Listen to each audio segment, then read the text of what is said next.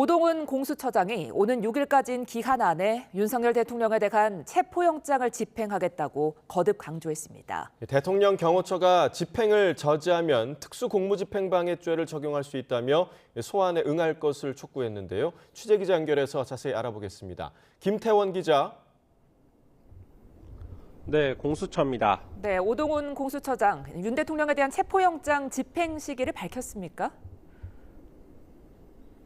네, 오동훈 공수처장은 오늘 아침 출근길에 기자들과 만나 구체적인 집행 예정 일시에 대해서는 특별히 공개할 수는 없다고 말했습니다.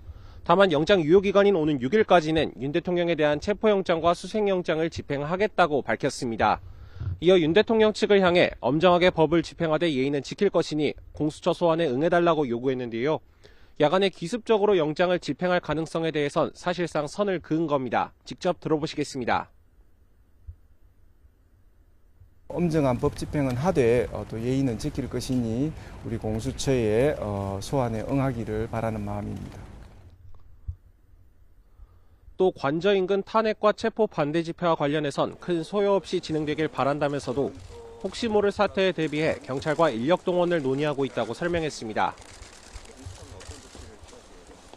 네, 윤 대통령 영장에 군사상, 공무상 비밀을 이유로 영장 집행을 막을 수 없다. 이런 내용이 명시됐다고요?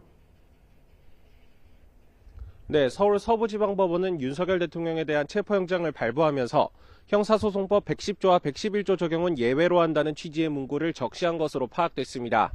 해당 조항은 군사상 비밀이나 공무상 비밀을 지킬 필요가 있는 장소는 책임자 승낙 없이 압수수색을 할 수 없다고 규정하고 있습니다.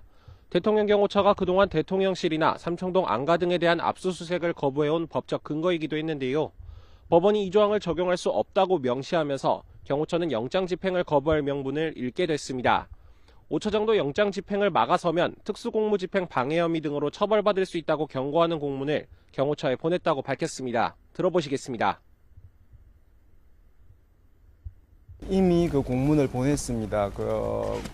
직권남용 권리행사 방해죄, 특수공무집행 방해죄로 의율할 수 있음을 엄히 경고하였습니다. 다만 윤 대통령 측은 체포영장 자체가 불법, 무효라는 입장을 여전히 고수하고 있어 실제 집행이 이뤄진다면 충돌이 일어날 가능성을 완전히 배제하기는 어려워 보입니다. 네, 그런데 영장 집행을 제한하는 법 규정에 예외를 둔 법원 결정을 놓고 윤 대통령 측이 비판하고 나섰다고요?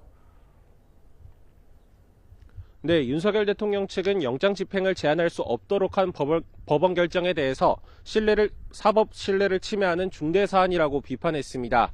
윤 대통령 변호인인 윤곽근 변호사는 형사소송법 어디에도 판사에게 그런 권한을 부여하지 않고 있다며 이같이 밝혔습니다. 또 대법원의 진상조사를 촉구하면서 이런 내용이 사실이라면 즉시 영장 담당 판사를 직무에서 배제하고 징계해야 한다고 덧붙였습니다. 윤 변호사는 또 공수처가 내란죄 수사권이 없다는 기존 입장을 되풀이하면서 판사가 무효한 영장을 발부하는 과정에서 위법을 저질렀다고 주장했습니다. 지금까지 공수처에서 YTN 김태원입니다.